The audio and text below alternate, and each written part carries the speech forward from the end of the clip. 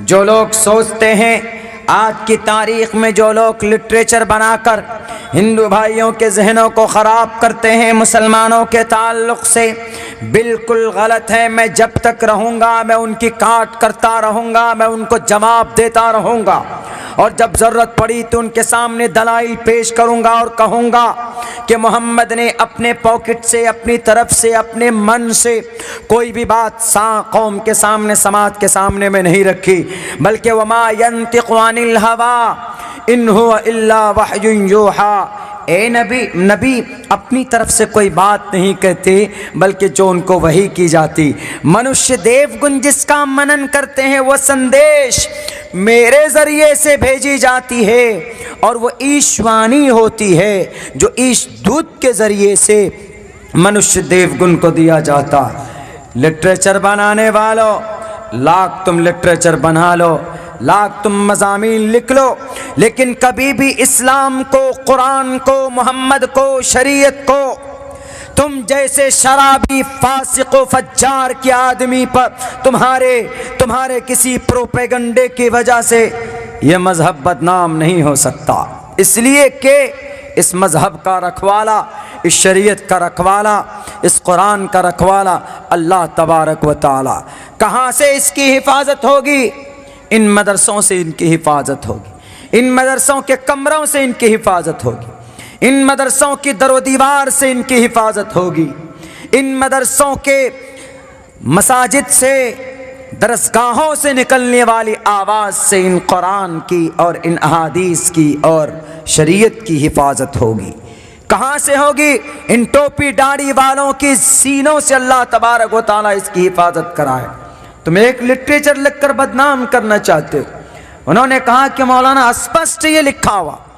مضامین میں کہ یہ مسلمان ہیں، ان کے قرآن، ایک ہاتھ میں ان کے نبی کے قرآن تھا، دوسرے ہاتھ میں تلوار تھا۔ نبی نے کہا کہ کلمہ پڑھو، لوگوں نے انکار کیا تو تلوار سے کاٹ دی، دوسرا آدمی نے دیکھا تو وہ ڈر کر کلمہ پڑھ لیا۔ کیا ہے بھائی؟ ایک دم بالکل کہیں سے کہیں تک اس کا تعلق ہی نہیں، بلکہ الٹا ہے۔ محمد نے لوگوں کو سمجھایا کہ اے لوگوں کہ تم کلمہ پڑھ لو کامیاب ہو جاؤ گے، تو لوگوں نے الٹا آپ کے اوپر ظلم زیادتی کی، آپ کو پریشان کیا، مظالم کے پہاڑ توڑے گئے۔ اگر کسی کو شک ہو، میں ان میڈیاؤں کے ذریعے سے میری بات پہنچتی ہے، اگر وہ سنتے تو ہم ان کو کہنا چاہتے، اگر آپ کو ذرہ برابر بھی شک ہے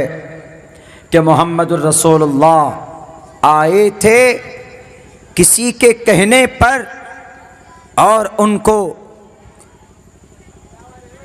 بھرا گیا، ذہن سازی کی گئی، تب ایک منصوبہ کے تحت محمد رسول اللہ نے اسلام کا پرچار کیا، تو اٹھاؤ بھوشیہ پران میں لکھا شمبھل گرام گکیس، بلکہ نبی کا وجود کا، اس کے وجود کی بات، شمبھل گرام گکیس سبراہمن یس گہاتمن بھونے وشنو یشش کل کی پرادر بھوشیتی اسم اللام اللے مترا ورونا دبیانی دھتا اللے ورونو مترستیجس کامیا ہوتار بندرو ہوتار مندرو مہا سرندرو اللو جیسٹے شرشٹم پرنم برہمانم اللو رسول مہامد رکورس اللو اللاما اللو یگیان ہت ہتوا اللو سوریہ چندر سرو نکشترہ رکورس اللو اللاما شمبھل گرام ایک امن کی جگہ پر، گکیس سبراہمنیس ایک اونچے خاندان میں، اونچے قبیلے میں، وشنو یش سوموتی کے کوک سے، وشنو یش کے ذریعے، وشنو یش عبداللہ کو بولتے، سوموتی آمینہ کو بولتے، براہمنیس قبیلے قریش کو بولتے، شمبھل گرام مکہ المکرمہ کو بولتے۔ آج تمہارا لٹریچر لکھنے سے بند نہیں ہوگا۔ کیا کہو گے؟ اس کی تشریح کرو گے تو کیا جواب دو گے کہ محمد نے ابو جہل کے کہنے پہ ایسا کیا،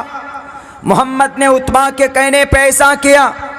لوگوں پر ظلم زیادتی کی؟ ایک تاریخ، ایک قطرہ خون کا بتا دو ظالموں۔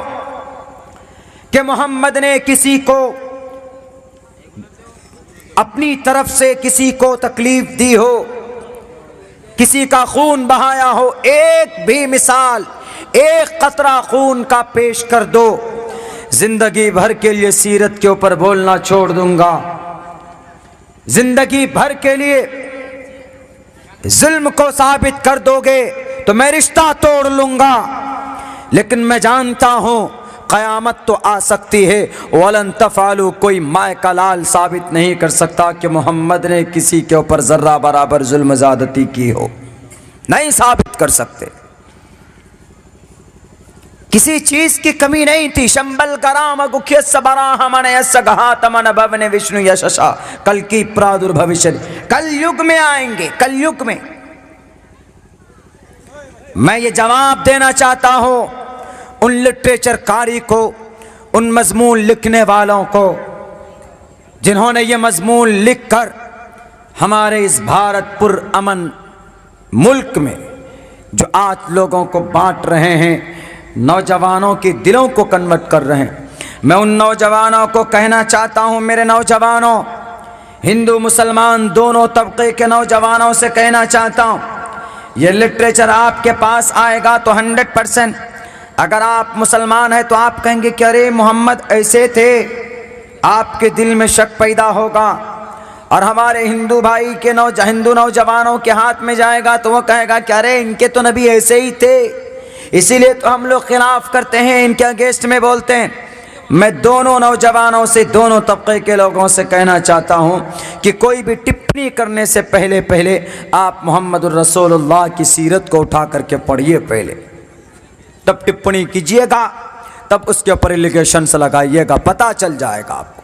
کہ محمد نے کیا کیا نہیں کیا۔ کوئی لینا دینا نہیں تھا سماج سے، یعنی کوئی چھل کپٹ بھید آؤ بھاؤ تاؤ شان شوکت کچھ نہیں، سمپل زندگی محمد الرسول اللہ، سمپل سادھارن، کوئی تول تفنگ لاگ لپیٹ نہیں زندگی کے اندر، پرسکون زندگی، کوئی خواہش نہیں، کوئی امید نہیں، کسی سے کوئی دشمنی نہیں، صرف فکر اتنی تھی کہ ہمارا ہر بندہ اس دھرتی کا ایک اللہ کو مان کر جنت میں چلا جائے، بس یہ فکر تھی۔ ایک یہودی کا انتقال ہوا تو نبی دیکھ کر رونے لگے، لوگوں نے پوچھا کہ اللہ کے نبی آپ کیوں رو رہے ہیں؟ وہ یہودی تھا، مر گیا، جہنم چلا گیا۔ تو پتہ محمد رسول اللہ نے کہا کہ آج ایک بندہ شاید میری ہی وجہ سے جہنم جا رہا، اگر میں نے محنت کی ہوتی اس پر، اور محنت کی ہوتی میں 5 بار گیا، میں 6 مرتبہ جاتا، اگر وہ کلمہ پڑھ لیتا تو من قال لا الہ الا اللہ دخل الجنہ، جو کلمہ پڑھے گا وہ جنت میں ضرور داخل ہوگا۔ تو بہت سے لوگ بولتے ہیں تو پھر اتنی تیزی سے آپ کا اسلام کیسے پھیلا جی؟ اتنی تیزی سے آپ کا اسلام پوری دنیا میں ٹو دا انٹائر ورلڈ کیسے پہنچ گیا؟ آج کی تاریخ میں پوری دنیا میں دوسرا سب سے بڑا مذہب اسلام مانا جاتا ہے، پوری دنیا میں دوسرا سب سے پہلا بڑا مذہب کرسچن ہے، دوسرا بڑا مذہب اسلام پوری دنیا میں کیسے پھیل گیا؟ کس وجہ سے پھیلا؟ وجہ کیا تھی؟ ہم نے کہا کہ اگر وجہ جاننا ہے آپ کو تو ہم وجہ آپ کو بتائیں گے،